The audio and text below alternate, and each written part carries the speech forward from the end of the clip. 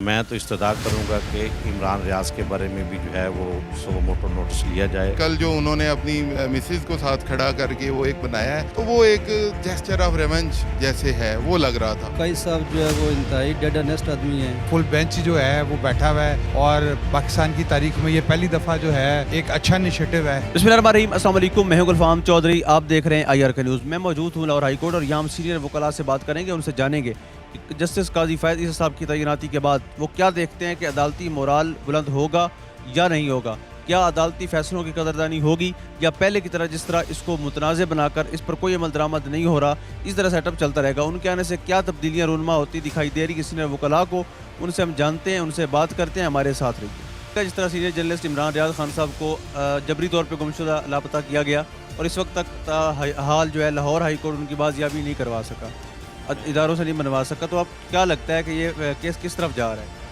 लेकिन बात यह है कि अब ख़ास तौर पे जैसे आज से चीफ जस्टिस साहब काजी फैज़ ईसा साहब ने ये ओहत लेने के बाद और अपने एक जो है प्रोसीजर शुरू किया कोर्ट का, तो मैं तो इस्तदा करूँगा कि इमरान रियाज के बारे में भी जो है वो सुओ मोटो नोटिस लिया जाए और उनको कम अज़ कम, अगर उनके ऊपर कोई एलिगेशन है या जो भी है, कानून के मुताबिक तो अमल दरामद हो।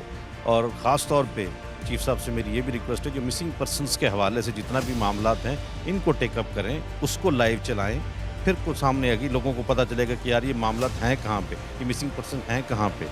लेकिन जब तक ये ऐसा नहीं होता और सिंपली ये इस तरह की मैटर चला कर ये ओपन कोर्ट में चलाना, तो इसका कोई फ़ायदा नहीं होगा। मैं ये समझता हूँ कि इमरान रियाज के साथ जो है, जो अगर उन्होंने कुछ गलत किया तो कानून के मुताबिक डील किया जाए, उनको पेश तो करें, किसी अदालत के सामने लेके तो आएँ, उनको बेचारों को, उनकी फैमिली को मिलें, ताकि उनको पता तो कि हमारा अगर उसने गलत किया तो वो फेस करेगा, और अगर नहीं किया तो उसको बेचारे को रिलीज़ करना चाहिए। उसके मामलात, उसके बच्चे हैं, सारा सिस्टम है, 4-5 माह से वो गायब है बेचारा, उसका कोई अता पता नहीं है। जो नई तैनाती चीफ जस्टिस पाकिस्तान की हुई है, इससे क्या लगता है कि अदालती मोराल जो है दोबारा से बहाल होगा और क्या अदालती फैसलों की दोबारा से उस तरह कदरदानी होगी जिस तरह पहले हुआ करती थी?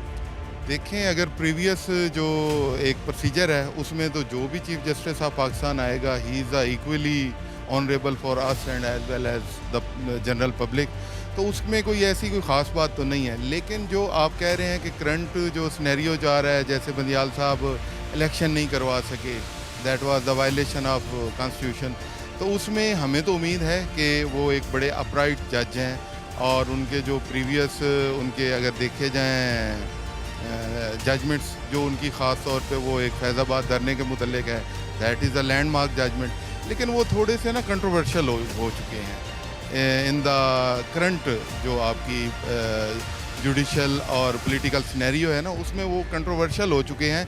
उनको पहले तो अपनी वो जो उनकी पर्सनैलिटी कंट्रोवर्शियल हुई है उसको क्लियर करना होगा कि आया वो अपनी स्किन उस चीज़ से वो जो एक स्टिग्मा बन चुका है उससे करेंगे, और जहाँ तक मेरा ख्याल है कि वो भी कुछ उस चक्कर में ही पड़ जाएंगे, क्योंकि कल जो उन्होंने अपनी मिसेज को साथ खड़ा करके वो एक बनाया है, तो वो एक जेस्चर ऑफ रिवेंज जैसे है, वो लग रहा था।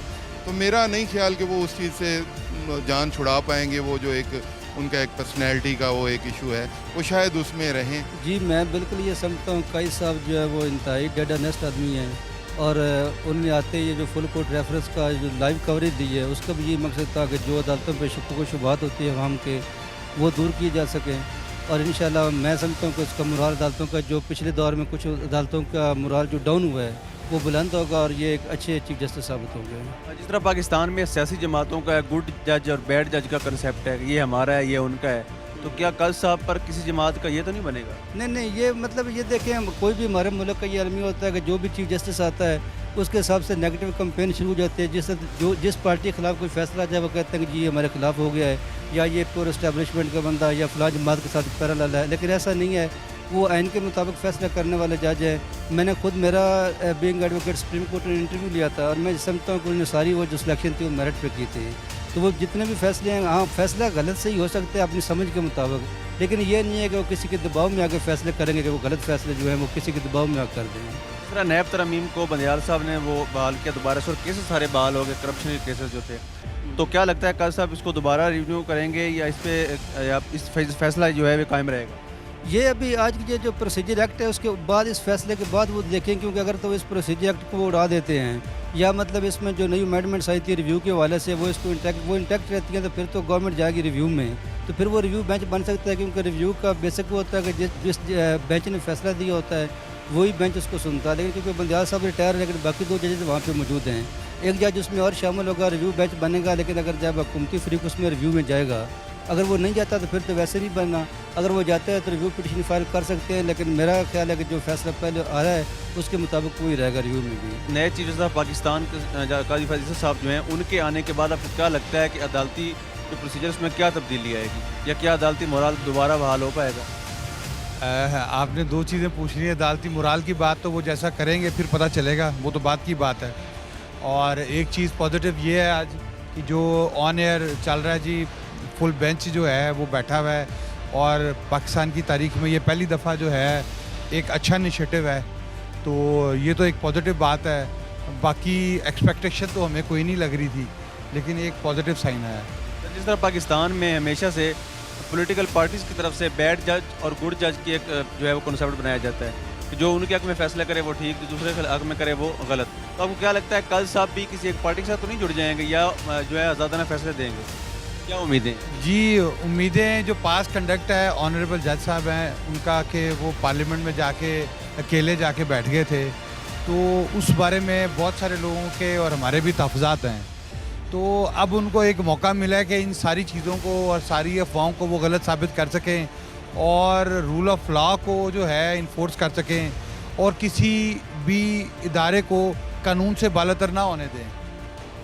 साबिक चीफ जस्टिस उमरता बंदियाल साहब ने जो फैसला लिया नैब तरमीम के हवाले से, आपको क्या लगता है कि ये फैसला कितना इफेक्टिव है, और जो करप्शन केसेस बहाल हुए हैं, क्या कल साहब के दौर में इसको रिव्यू करके दोबारा बहाल तो नहीं कर दिया जाएगा? ये बड़ा जी खुशाइंद फैसला है। और देखें, एक जो चोर हैं वो कहते हैं जी हमारी चोरी जायज़ है, और वो पार्लियामेंट को अगर मिसयूज़ करते हैं तो क्या अदालतें इस चीज़ पर आंखें बंद करके बैठी रहेंगी?